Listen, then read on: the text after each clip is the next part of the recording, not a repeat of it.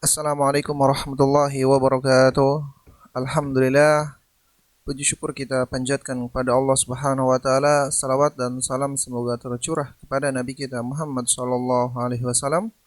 Baik teman-teman semua, siswa kelas 7, apa kabarnya? Semoga selalu dalam lindungan Allah Subhanahu wa taala ya. Kita bersyukur kepadanya atas limpahan nikmat, baik itu nikmat jasmani maupun nikmat rohani ya. Baik teman-teman semua, pada kesempatan kali ini saya akan membahas materi tentang garis dan sudut, yaitu materi matematika untuk siswa kelas 7. Kita langsung saja ya, saya mengambil dari buku Erlangga, yaitu referensi dari buku Erlangga. Mungkin teman-teman juga bisa dilihat ya di bukunya. Saya langsung akan presentasikan saja di sini ya. Ya, kita awal dulu di sini. Baik, kita akan bahas sudut dan garis sejajar. Nah, tentunya pada pertemuan sebelumnya itu sudah saya kirimkan materi dalam bentuk PDF-nya, yaitu tidak beda jauh dengan yang ini yang saya tampilkan. Nah, ini adalah materi awal ya setelah kita PTS ya. Setelah kita PTS mau semester genap, kemudian ini adalah materi awal lagi. Nanti ada, kurang lebih mungkin ada 3 bab lagi yang akan kita bahas sampai menjelang penilaian akhir tahun. Kita langsung saja.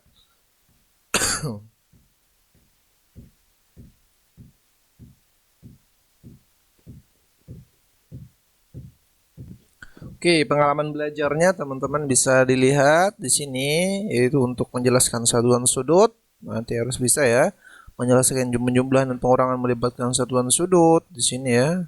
Ini adalah beberapa pengalaman belajar atau mungkin setelah belajarnya itu mendapatkan apa sih atau hasilnya ya, paling tidak minimalnya seperti ini. Menjelaskan cara melukis, tentunya ini melukis itu perlu ini ya, perlu praktek langsung ya. Ya, bagaimana melukis sudut itu ya. Nanti mungkin bisa ditutorialkan. Menentukan hubungan besar sudut yang berpelurus, berpenyiku dan bertolak belakang. Nanti hitungan, nanti menerapkan konsep sudut. Nah, dua garis dipotong oleh garis ketiga. Nah, ini juga sama, nanti akan ada pembahasannya. Kemudian menyelesaikan permasalahan melibatkan pembagian segmen ruas garis menjadi beberapa bagian yang sama dengan menggunakan jangka.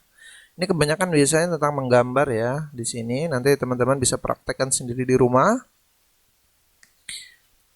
Nah, ini ya, ini seorang pemain sepak bola. Ini pada realnya ya, kehidupan nyatanya seperti ini. Ronald Koeman ya. Oke, tokohnya siapa sih? Geometri itu adalah Euclid ya. Euclid itu adalah nama termasyhur, namanya tak semasyhur Pythagoras memang dia, nama pun Pascal. Euclid menemukan berbagai teori atau konsep-konsep dasar dalam geometri ilmu ukur sehingga disebut sebagai Bapa Geometri. Nah, Euclid itu adalah tokoh geometri dari Yunani. Nanti teman-teman bisa baca sendiri di sini ya, atau mungkin bisa di Tokopedia, bukan Tokopedia ya. Di mana di Google ya, maksud apa ya, di Google misalnya bisa dicari siapa itu Euclid itu ya. Oke, kita langsung saja di sini. Satuan sudut. Nah, satuan sudut. Jadi menurut sudut di sini ya, gambar di samping menunjukkan kotak kemasan makan ringan sedang dipasangi tutupnya. Tutup kotak kemasan tersebut dapat dipasangkan pada bagian atas kotak dengan tepat jika memiliki sudut-sudut seletak yang sama besar. Ya, ini ya. Nah, ini. Ini akan sudutnya sama besar. Ya, nggak tahu deh, maksud Bapak itu belum tahu nih sama besar apa enggaknya. Nah, ini juga sama, dia mau menentukan sudut. Jadi sudut ini akan sama besar pas. Sehingga penghitungannya ya ini adalah segi apa? Segi 6 ya. Nah, segi 6. Ya, maka sudut-sudut ini akan sama besar. Nah, berapa Pak sama besarnya? Iya, udah dibagi aja 360 dibagi 6, ini 60 derajat semua. Ya. Oke. Tingkatan satuan sudut. Nah, untuk menyatakan besar suatu sudut digunakan satuan derajat. Ya, satuannya derajat ya kalau sudut ya. Menit. Nah, ini menit biasanya di sini atau detik dan detik. Nah, sudut yang besarnya 30 derajat atau 15 derajat 15 dapat ditulis dengan 30 derajat 15 seperti ini. Sudut yang besarnya 75 derajat 5 menit dan 20 detik dapat ditulis 75 derajat, 5 aksen, bacanya ini aksen ya, 5 aksen, 20 second aksen ya, atau 2 kali aksen ya, second aksen boleh. Ya. Jadi nah ini adalah tingkatannya. Jadi 1 derajat, 1 derajat itu sama dengan 60 ya. 60 apa Pak? Ya 60 ya, maksudnya 60 putaran ya, atau bukan 60 putaran ya, tapi memang 60 di sini. Nah, 1 derajat itu sama dengan 60 dikali 60 aksen. Jadi 3600 second aksen di sini. Jadi 1 derajat itu, 1 aksen itu sama dengan di sini keterangannya adalah 160 derajat. Maka 160 ya di sini ya. Harusnya 360 ya teman-teman ya di sini ya, 360. Maka 1 aksen di sini ya. 1 second aksen itu sama dengan 1/60 ya. Itu mungkin 60 ini ya. Taruh. Kalau 1 derajat 60 aksen. Kalau 1 sama dengan 60, maka 1 derajat itu sama dengan 60 dikali 60 apa nih? Second aksen. Jadi 3600 second aksen. Nah, ini 1 aksen. Nah, 1 aksen itu sama dengan gimana nih? 60. Nah, maka 1 aksen. Nah, ini 1 aksen dibalik maksudnya seperti ini. Jadi 1/3600 ini. Ini dibalik aja sih sebenarnya dari sini ke sini. Ya. Nah, ini. Oke ya. Baik, teman-teman, kita ambil contoh di sini. Nah, misalnya nih. Contoh. 3 derajat itu sama dengan berapa aksen? Jadi dikali-kali aja. 60 aksen. Karena kan 1 derajat itu kan sama dengan 60 aksen. Ya. Kalau 70 aksen itu berapa derajat? Nah, 70 aksen itu ya, 70 aksen itu terdiri dari 60 ya, 1 derajat ini aksen, maka 1 derajat subsisanya 10 aksen. Nah, ini ya. 60 aksen tambah 10 aksen. Jadi pahamannya ini bukan berarti kali ya, tapi tambah di sini. Ini berapa Pak? 70 derajat, 90 aksen, 75 second aksen ya, 2 kali aksen atau second aksen. 70 derajat, 91 aksen, 15 aksen. Ini dari mana nih? Sebentar. 91. Oh ya, 91 ya di sini. Karena nanti 75 itu kan lebih 60 ya, artinya dia masuk ke sini yang 60-nya. Ya, 60-nya masuk ke sini. Maka 71, oh ternyata 31. Nah, ini sama dengan 31, 91 kan lebih ya, lebih 60. 60-nya ke sini lagi. Sama dengan 71 derajat. 31 aksen, 15 aksen. Ini kalau disederhanakan. Ya. Nah, ini keterangannya 75 aksen itu sama dengan 60 aksen, 60 second aksen tambah 15 aksen sama dengan 1 aksen. Berapa nih? 15 aksen sebenarnya ini ya. 15 second aksen. Ini sebenarnya ini ada 2 ya sebenarnya ini. Nah, ini ada 2. Ini juga sama ya teman-teman, 24 maka 24,8 derajat maksudnya. 80,4 maka 80,24. 80 derajat, 4 sebenarnya ini. 80 derajat 4 aksen ya di sini mungkin ya. Ini nanti akan dibahas di soal. Nah, ini bahasannya. Kemudian, tapi ini jarang ini ya teman-teman ya, untuk soal-soal seperti ini mungkin yang penting itu tahu dulu konsepnya ini. Pengertian 1 derajat itu sama 60 aksen ya. Kemudian kalau 1 aksen itu sama dengan 1/60 ya, 1/60 derajat ya. Kalau 1 kosaksen sama dengan 1/3600 derajat. Nah, ini paling tidak tahu dulu seperti ini. Dibalik aja sih sebenarnya. Nah, baik, kita lanjut lagi ya. Penggambar dan mengukur sudut. Nah, pengertian dan penamaan sudut di sini. Jadi sudut dapat dibentuk oleh 2 buah sinar garis yang memiliki titik pangkal yang sama atau berimpit. Nah, ini ya. Dia berimpit sudut, 2 garis. Gambar di sana menunjukkan bahwa pada setiap sudut terdapat istilah-istilah atau penamaan untuk bagian-bagiannya. Nah, garis AC dan disebut kaki sudut. Nah, ini adalah kaki sudut. Kaki sudut ya.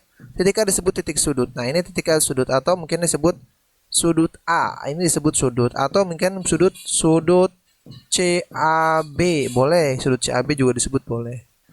Oh, jangan sudut ACB ya. Jadi A-nya di tengahnya ini adalah nama sudut. Nah, sudut pada garis yang disebut diberi nama dengan dua cara. Dengan satu huruf yaitu sudut B, ditulis sudut B ya ini ya. Dengan tiga huruf yaitu sudut ABC. Nah, boleh ABC. Nah, perhatikan arah garis berwarna. Sudut CBA atau dibalik lagi. Boleh seperti ini. Jadi yang B-nya itu di tengah. Nah, sudut B-nya tengah. Boleh ya, boleh dengan dua cara. Penamaan sudut.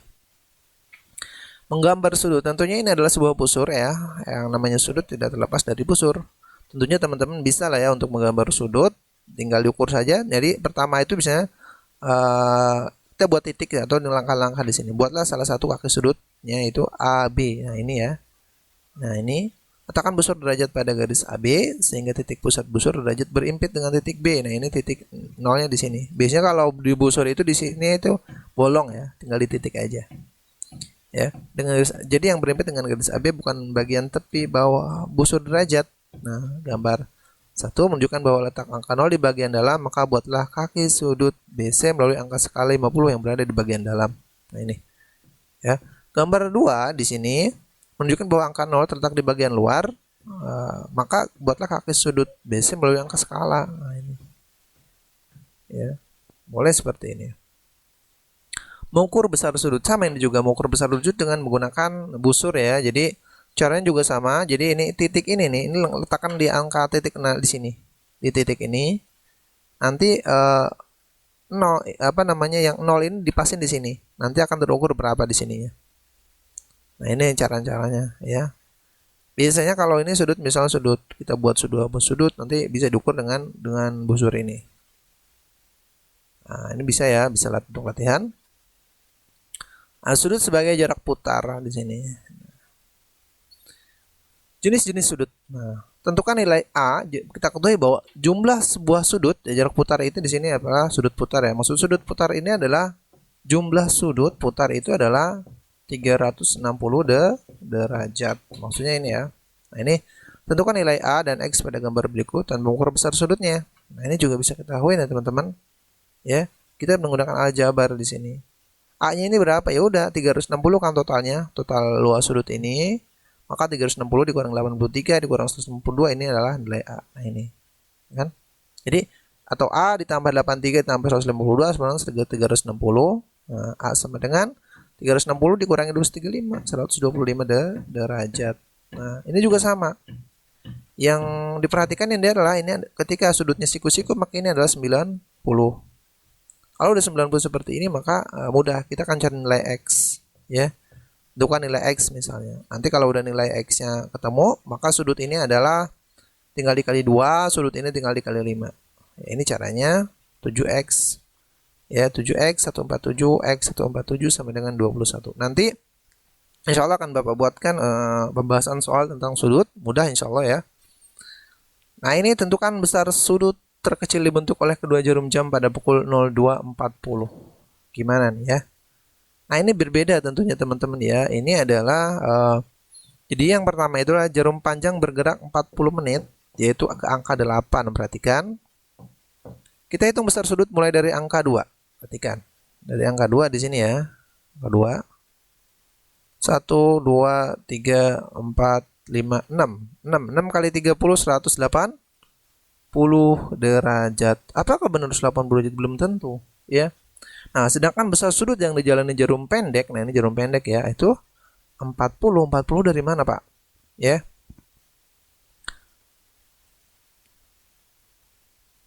Nah, 40 dari sini, teman-teman ya. 40 dari 8. Maksudnya 40 itu dari ya ini apa? Dari totalnya kan 60 nih. Di sini angka 8 jadi 40 per 60. Nah, 30 derajatnya itu adalah masing-masing ini adalah mempunyai 30 derajat. Nah, dikali 30 derajat sama dengan 20. Maka besarnya adalah sekitar 160 derajat. Jadi dikurang ya, mesti dikurang dia. 60. Nah, ini bisa diuji ya pemahaman dengan kemudian soal latihan 2 pada halaman 75. Nah, di sini ada hubungan antar sudut. Nah, ini juga sama. Ada sudut yang disebut berpelurus, bersuplemen, ya, di mana jumlah sudut bersuplemen itu adalah 180 derajat. Sama ini juga, jadi nggak usah bingung ya di sini. Maka ini kalau ini kan berpenyiku ya, berpenyiku otomatis 90 derajat. Ya. Nah, udah kita kalau totalnya ini adalah 180, tinggal dikurang aja. 38 tambah 90. Nah, ini ya. Nah, ini kan 90 derajat. Nah, jadi 128. Ini adalah 52 derajat. Nah, karena pelurus sudut AB itu berpelurus dengan sudut ABE, mana ABE ini itu sama dengan sudut EBC ya. Nah, ini berpelurus dia. Nah, sudut EBC ini 100, maka sudut jadi besar pelurus ABE adalah 142. ABE. Mana ABE ya. Besar pelurus ya, pelurus itu maksudnya ini sudut EBC jadinya. 142 yaitu 90 derajat tambah 50 tambah 52. Jadi mudah ya untuk sudut pelurus ya, tidak usah bingung ya. Kita lanjut ke sudut berpenyiku, yaitu sama. Kalau berpenyiku itu 90 derajat. Kalau tadi berpelurus itu 180 derajat, kalau berpenyiku itu 90 derajat. Nah, perhatikan teman-teman semua, nanti akan insya Allah akan Bapak buatkan pembahasan soalnya. Nilai ya di sini otomatis ini kan untuk mencari nilai ini totalnya adalah 11Y. Ya, ini kan kuadrat ya, atau bukan kuadrat, derajat tambah 7Y itu sama dengan 180. Nah, Y-nya itu adalah bukan 80 tapi 90. Totalnya ternyata Y-nya itu ketemu 5 di sini, yaitu 18Y. Ini kan jumlah sama dengan 90, maka Y sama dengan 90 dibagi 18 sama Y 95. Nah, Y itu sama dengan 5. Besar penyiku sudut ABD. ABD itu 11 ABD ya di sini. Besar penyiku ABD. ABD yaitu sudut DBC, yang ditanya 7Y. Kalau ditanya adalah besar penyiku sudut ABD, maka yang ditanya bukan ABD-nya ya, tapi yang penyikunya ini yaitu adalah ini 7Y. Maka Y-nya itu 5, maka 7 dikali 5 adalah 35 derajat. Ini juga mudah ya. Nah, ini juga sama. Nah, jika besar penyiku sudut P sama dengan 4 kali besar sudut P ya, hitunglah besar sudut P. Jadi ini sudut P tambah sudut P sama dengan 90 derajat. Maka 4 kali sudut P sama dengan tambah sudut P 90 derajat. Maka sudut P adalah 18 derajat. Ini juga mudah ya.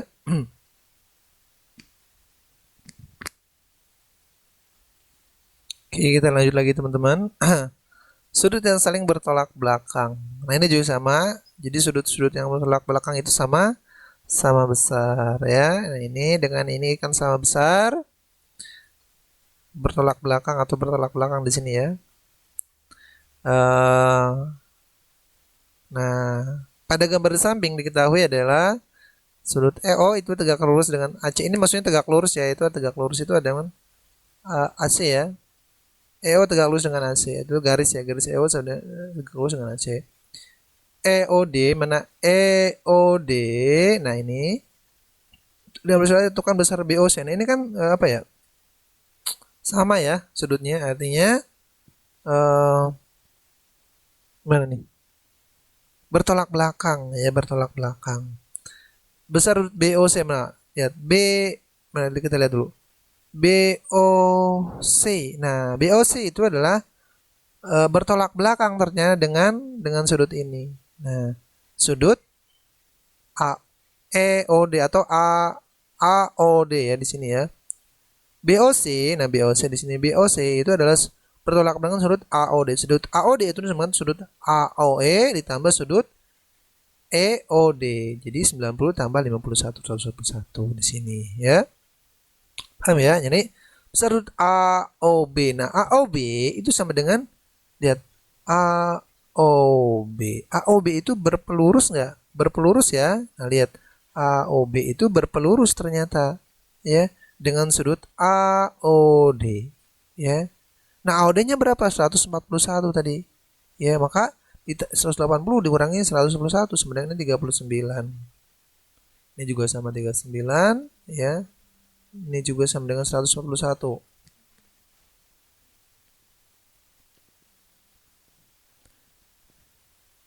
Nah, baik teman-teman semua, mungkin ini saja ya materinya. Nanti kita akan materi berikutnya. Mudah-mudahan nanti dari beberapa materi tadi nanti akan saya buatkan pembahasan soalnya ya.